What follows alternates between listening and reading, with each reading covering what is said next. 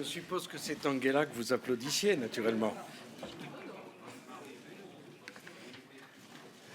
Ich glaube, er gilt der Tatsache, dass die Pressekonferenz beginnt, bevor der Sauerstoff in diesem Saal völlig verbraucht ist. Und weniger uns. Ja, meine Damen und Herren, wir haben jetzt den Europäischen Rat abgeschlossen, das heißt die Versammlung der 27 Staats- und Regierungschefs.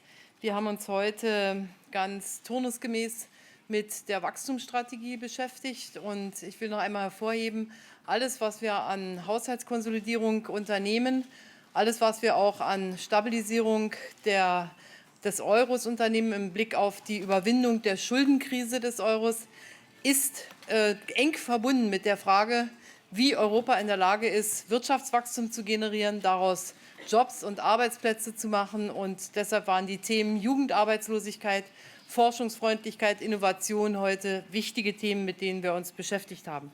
Wir haben dann jetzt beim Mittagessen darüber gesprochen mit den 27, was am Mittwoch auch zur Entscheidung steht. Und wir werden das ganze Treffen jetzt natürlich fortsetzen mit einem Treffen der 17 Euro-Mitgliedstaaten, um den Mittwoch und seine Entscheidungen vorzubereiten. Entscheidungen werden heute in der Gruppe der Euro 17 nicht gefällt, aber es werden wichtige Vorbereitungen natürlich getroffen. Ich bin sehr zufrieden, dass wir am Wochenende bei den Treffen der Finanzminister Fortschritte haben. Rekapitalisierung der Banken. Hier haben die Entwicklungen gezeigt, dass die Finanzminister sich weitestgehend geeinigt haben. Sehr klar auch auf der Basis der Vorschläge der Europäischen Bankenaufsicht. Das alles wird im Zusammenhang beschlossen werden. Deshalb gibt es auch noch mal ein ECOFIN-Treffen am Mittwoch. Aber hier gibt es eine große Einigkeit. Jetzt ist es wichtig, die notwendigen Entscheidungen vorzubereiten, die dann noch im Raume stehen. Und das heißt auf der einen Seite einen Ausbau des EFSF dahingehend, dass er den Anforderungen gerecht wird, die Euro-Mitgliedstaaten zu schützen. Und zweitens die Arbeit an einem neuen Griechenland-Programm. Außerdem haben wir beim Mittagessen, und das werden wir in der Eurogruppe noch einmal vertiefen, darüber gesprochen, wie wir auch in Zukunft die Haushaltsdisziplin strenger fassen können. Und wir haben ausdrücklich gesagt, hier können Vertragsänderungen nicht ausgeschlossen werden. Und Herman van Rompuy wird dem Rat der 27 dazu berichten. Ich glaube, wir werden jetzt in den kommenden Stunden auch noch darüber sprechen, wie die einzelnen Euro-Mitgliedstaaten ihren Reformweg weitergeht. Denn Vertrauen wird nicht allein durch einen hohen Schutzwall entstehen. Vertrauen wird nicht allein durch ein neues Griechenland-Programm entstehen, sondern Vertrauen wird nur entstehen, wenn jeder seine Hausaufgaben macht.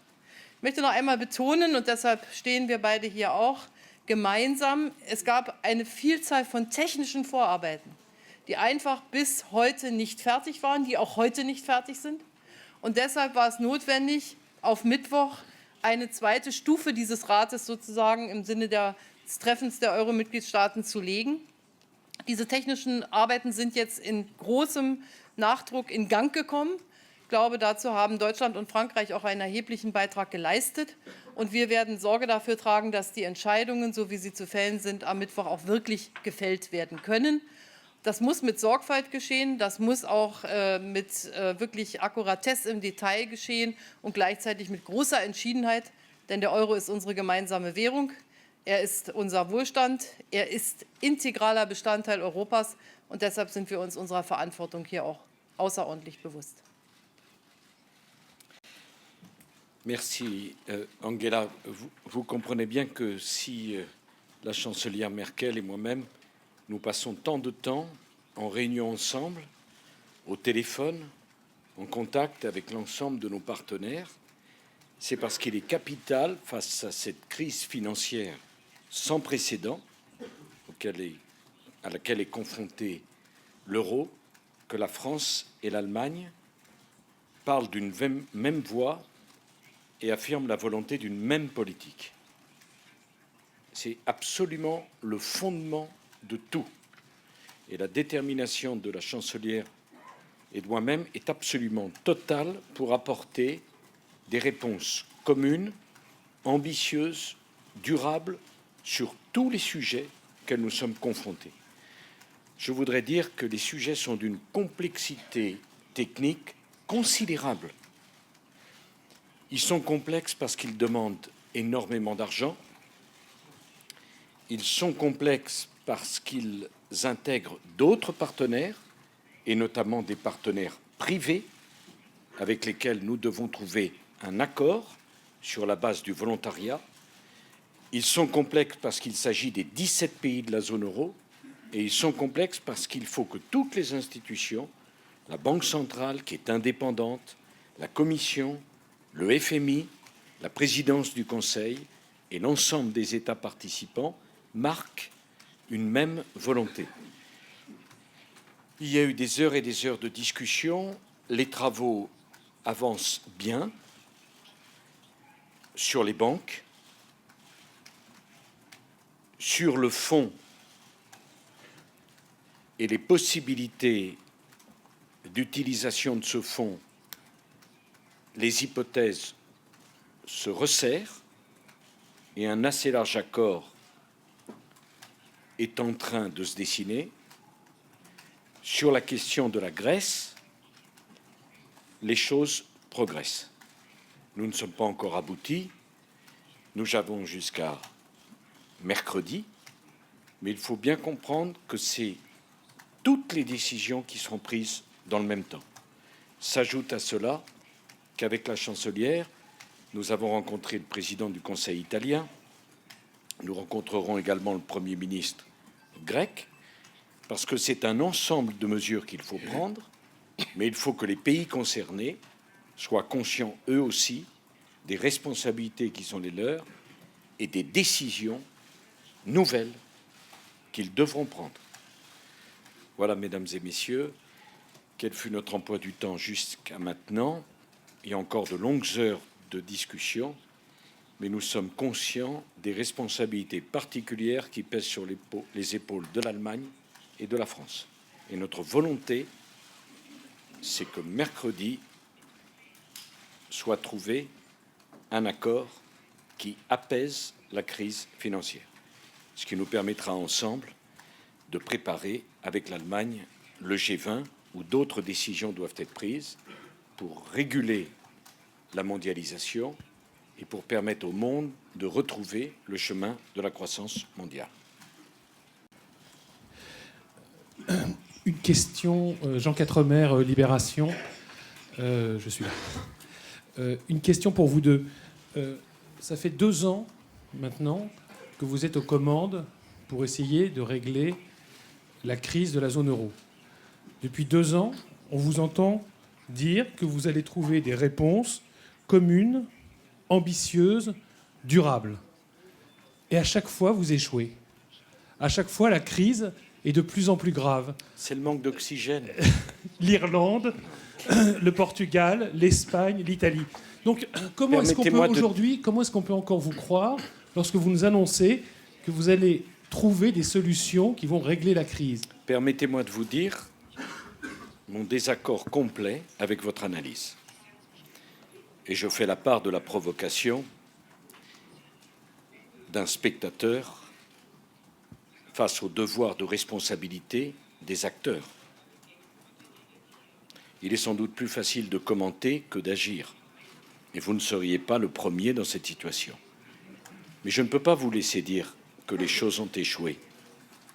L'Irlande était un pays au bord de la faillite lorsqu'il y a eu la crise de 2008. L'Irlande est aujourd'hui un pays qui est sorti ou qui est en voie de sortir de la crise. C'est un point qui est incontestable. S'agissant du Portugal, grâce aux efforts du gouvernement portugais, les choses au Portugal vont dans la bonne direction. S'agissant de l'Espagne, grâce aux efforts du gouvernement de M. Zapatero et au sens de la responsabilité de l'opposition espagnole de M. Mariano Rajoy, l'Espagne n'est plus en première ligne. Voilà 3 pays auxquels l'Europe a apporté des propositions de résolution crédibles. J'ajoute que s'agissant de la crise de 2008, qui a été provoquée par ce qui s'est passé avec Lehman Brothers aux États-Unis, c'est l'Europe qui a proposé le G20 et l'ensemble des opérations sur Bâle III, sur la suppression des paradis fiscaux, sur la régulation des marchés financiers, a permis de répondre à la crise de 2008. Nous sommes face à une nouvelle crise. Laquelle? Et je vous remercie de considérer que nous pouvons être responsables aussi de l'endettement de tous les pays développés accumulé depuis 30 ans.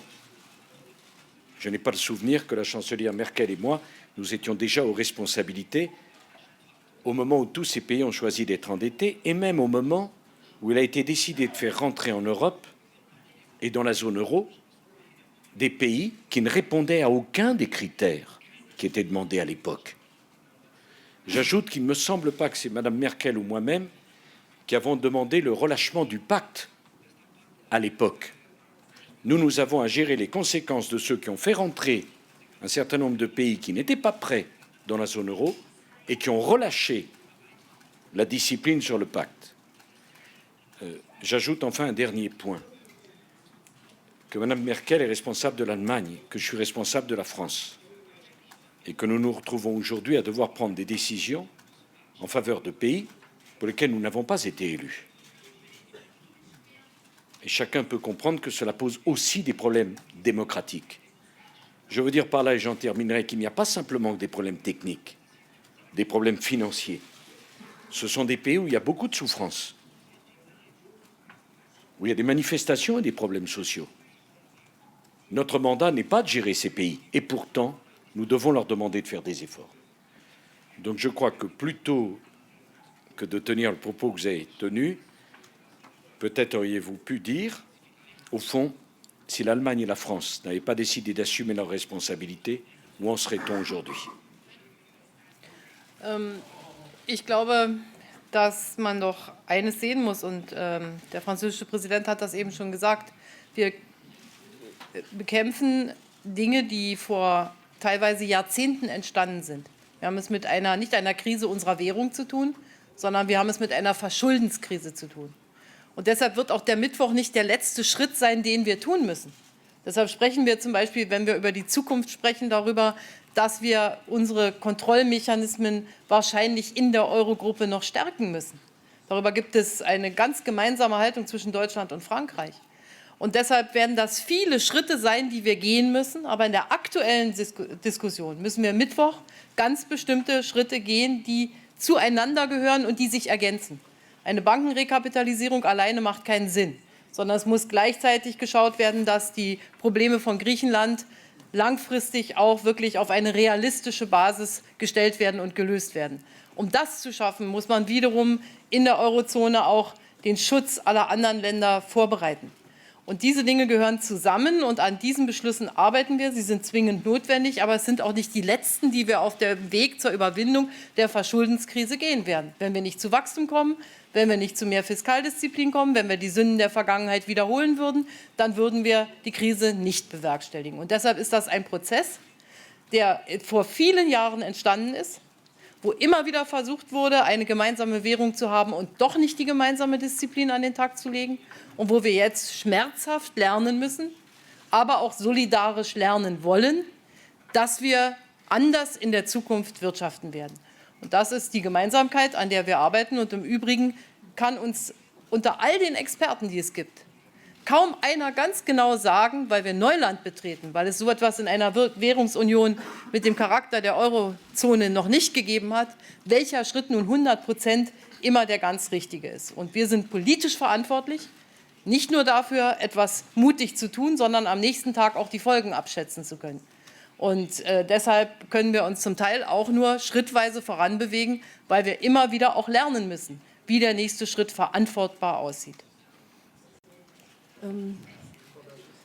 Ruth Berschens, Handelsblatt. Frau Bundeskanzlerin, Herr Präsident, zum Thema Griechenland, die Verhandlungen mit den Banken über einen zusätzlichen privaten Beitrag sind ja bereits angelaufen. Ist es denn, wenn diese Verhandlungen ergebnislos enden, vorstellbar, dass es einen staatlichen angeordneten Schuldenschnitt gleich welcher Art gibt? Und zweite Frage, wird es am Donnerstag noch einen EU-Gipfel geben, der die Ergebnisse des Euro-Gipfels in irgendeiner Weise bestätigt? Es wird am Mittwoch um 18 Uhr, glaube ich, einen Gipfel der EU 27 geben, einen relativ kurzen, wo wir über die Situation beraten, wo wir die Bankenkapitalisierung, die ja alle 27 betrifft, auch nochmal diskutieren. Und dann danach wird die Eurogruppe länger tagen und wir werden unsere Kollegen, die nicht dem Eurogebiet zugehören, dann sofort informieren. Denn wir wollen natürlich, dass wir als Europäer insgesamt ein starkes Signal aussenden, auch wenn die eigentlichen Entscheidungen, um die es geht, von den Mitgliedstaaten des Euroraums gefällt werden müssen. Und was die Verhandlungen anbelangt, Sie haben mit den Banken, haben Sie selbst gesagt, die haben gerade begonnen. Deshalb ist es völlig ausgeschlossen, dass wir irgendwelche Spekulationen über irgendwas anstellen. Wir führen diese Verhandlungen so, dass wir zu einem vernünftigen Ergebnis kommen wollen, was auch deutlich macht, dass die Schuldentragfähigkeit Griechenlands auf Dauer gegeben ist. Je partage bien sûr l'avis de la chancelière. Sur les banques, je dirais que chacun doit prendre ses responsabilités pour éviter la catastrophe. Les chefs d'État et de gouvernement et également les partenaires privés dans des discussions qui se déroulent en ce moment même. Vous me permettrez de dire que la chancelière et moi-même, nous avons rappelé à l'ensemble de nos partenaires européens notre attachement à la mise en place d'une taxe sur les transactions financières. C'est un engagement que nous avons pris tous les deux, nous y tenons beaucoup. Il y a une proposition de la Commission et l'ensemble du secteur financier doit être régulé et doit être appelé aussi à assumer ses responsabilités. Car si le monde s'en trouve où il en est, c'est parce que, bien sûr, il y a eu trop de dettes, mais également parce qu'il y a eu un système financier qui n'a obéi à aucune règle. Et donc ce monde-là, il faut définitivement tourner la page en posant un certain nombre de régulations qui permettront d'éviter que les mêmes causes ne produisent les mêmes effets.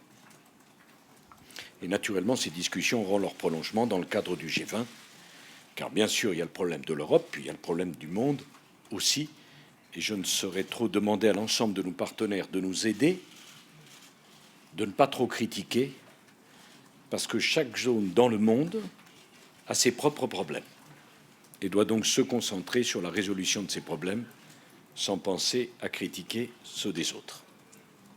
Ich unterstütze ausdrücklich die Einführung einer Finanztransaktionssteuer, so wie der französische Präsident das eben gesagt hat. C'est vraiment une obligation morale, politique et économique. Mireille Lemaresquier, Radio France. Qu'avez-vous dit exactement à M. Berlusconi? Est-ce qu'il vous a donné des engagements sur de nouvelles réformes en Italie? Est-ce que vous êtes rassuré après l'avoir entendu, alors que l'Italie est de plus en plus dans la ligne de mire, notamment des agences de notation?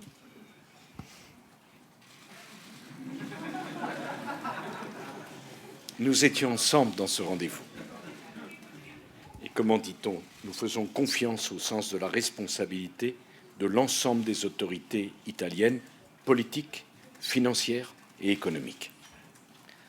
So ist es. Wir haben sehr deutlich gemacht, dass Italien ein großer und wichtiger Partner für den Euroraum ist und dass alles daran gesetzt werden muss, der Verantwortung in diesem Sinne auch gerecht zu werden. Und ich glaube, dass wir das auch als ein Gespräch unter Freunden verstehen können. Und ich hoffe, dass die notwendigen Maßnahmen auch getroffen werden. Denn Vertrauen wird alleine durch einen Schutzwall nicht entstehen, sondern Vertrauen bedarf auch immer einer klaren Perspektive. Und Italien hat eine große wirtschaftliche Stärke, aber Italien hat eben einen sehr hohen Gesamtverschuldungsstand. Und der muss glaubwürdig in den nächsten Jahren abgebaut werden. Ich glaube, das ist die Erwartung an Italien. De toute manière, il n'est pas question de faire appel à la solidarité des partenaires si ceux auxquels on vient en aide ne font pas eux-mêmes les efforts nécessaires pour que la réponse soit globale et la solution apporter des décisions que nous allons prendre. Andreas Rinke-Reuters, eine Frage an Sie beide. Sie haben beide von Fortschritten auch bei den Diskussionen über den EFSF gesprochen und ich hätte ganz gerne gewusst, ob die Option, die Europäische Zentralbank für die Stärkung des EFSF zu nutzen, nun vom Tisch ist oder weiter diskutiert wird und über wie viele Modelle und welche wir, oder kurz gesagt Sie, eigentlich jetzt noch reden. Die Finanzminister haben gestern 2 Modelle ins Auge gefasst. Beide enthalten die Zentralbank nicht, weil die vertragliche Grundlage dies auch nicht zulässt. Beide Modelle müssen jetzt näher ausgearbeitet werden. Und ich glaube, dass wir dann die Arbeiten abwarten sollten der Ausarbeitung und dann im Lichte dessen auch darüber diskutieren sollten. La Banque centrale est indépendante. Et la France tient autant à cette indépendance que l'Allemagne. C'est un point que nous avons évoqué en détail avec la chancelière. Et donc, partant, ce n'est pas au chef d'État et de gouvernement à donner quelque instruction que cela soit. Pour le reste, je m'en remets à ce qu'a dit la chancelière. Tout au plus, je préciserai qu'aucune solution n'est viable si elle n'a pas le soutien de toutes les institutions européennes. C'est un travail d'équipe. Okay. Noch eine? David Carretta, Radio Radicale, une radio italienne. Je voulais vous demander si vous avez confiance, vous avez parlé de confiance dans les autorités italiennes. Je voulais vous demander si vous avez confiance en M. Berlusconi et si les mesures que vous demandez, c'est de caractère budgétaire ou pour la croissance. Merci. Sie sind ausgerichtet auf Richtung Wachstum und Abbau von Verschuldung. Das muss beides gehen. Dazu gibt es insbesondere auch immer wieder, das ist die Diskussion in Deutschland genauso wie in allen anderen Ländern, dass es auch um Strukturreformen geht. Ansonsten haben wir das Gespräch mit dem Regierungschef des großen Landes Italien geführt und er ist für uns der Ansprechpartner und natürlich setzen wir auf ihn. So, vielleicht noch eine Frage. Une question. Sur la, oui, Béatrice Adjage, RTL. Est-ce que vous pouvez nous en dire plus sur qui payera la recapitalisation des banques? Merci beaucoup. Dazu ist gestern eine ganz klare Hierarchie abgemacht worden. Erst einmal versuchen die Banken selber, sich zu kapitalisieren. Sollte das nicht gelingen ihnen, das wissen wir ja heute überhaupt noch nicht, dann wird der Nationalstaat gefragt. Und sollte ein Land dazu nicht in der Lage sein, dann kann gegen eine Konditionalität auch das Instrument des EFSF genutzt werden. Dazu haben wir es ja geschafft, dass über die Staaten auch Banken rekapitalisiert werden können. Das ist aber nur der letzte Schritt. Erst einmal sollen die Banken selber am Kapitalmarkt schauen, dass sie das notwendige Kapital finden. Oui, ce qui est important pour nous, c'est d'abord que les épargnants ne perdent pas d'argent, que les clients des banques aient confiance en elles et que l'économie ait les crédits nécessaires pour fonctionner et retrouver le chemin de la croissance. Au fond, dans le cadre du G20, nous avions prévu des objectifs qu'on appelle ceux de Bâle III, qui étaient prévus pour 2019, si mon souvenir est exact. Nous allons donc anticiper ce qu'on appelle les règles prudentielles pour que dès 2012, ces règles puissent s'appliquer à nos banques. Il n'y a pas d'économie qui peut fonctionner sans crédit. Et il n'y a pas de crédit qui peut être mis à la disposition des particuliers comme des entreprises sans des banques saines, contrôlées et régulées. Voilà ce que nous essayons de faire. Pour le reste, l'échelonnement prévu par la chancelière est exactement celui que nous avons accepté, le privé, les États le font. Je vous remercie. Dankeschön. Angela, I apologize. Ja, ja. Was? Sur l'équipe de rugby, je viens Il se trouve que dans l'ascenseur où j'étais avec Angela Merkel, j'ai eu Marc Lièvremont, l'entraîneur, le coach, comme l'on dit, au téléphone.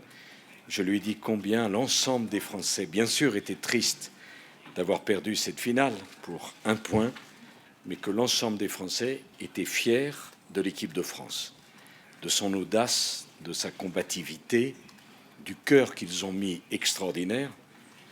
Et finalement, ils ont été tant critiqués qu'ils aient fait un tel match en finale. On peut dire juste une chose, s'il y avait un beau match à faire, il vaut mieux que ce soit celui des finales, de la finale, que ceux d'avant.